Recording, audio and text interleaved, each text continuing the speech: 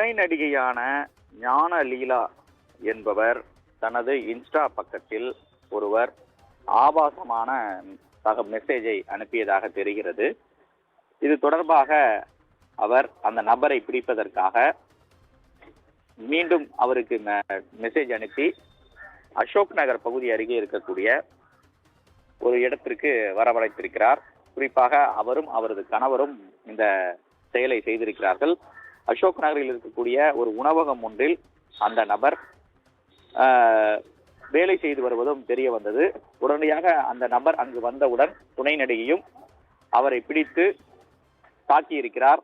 ஆபாசமாக மெசேஜ் அனுப்பியது மட்டுமல்லாமல் திட்டியதாகவும் கூறப்படுகிறது.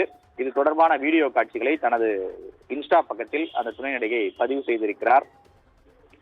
தகவல் அறிந்து அசோக் நகர் போலீசார் சம்பவ இடத்திற்கு வந்து விசாரணை நடத்தினார்கள். தாக்குதலுக்கு உள்ளான நபர் மணிகண்டன் என்பது தெரிய வந்திருக்கிறது. அதே போல அந்த நபரை பிடித்து விசாரணை என்பது மேற்கொள்ளப்பட்டிருக்கிறது. மேலும் தாக்கிய துணை நடிகையிடமும் காவல்துறையினர் விசாரணை நடத்தியிருக்கிறார்கள்.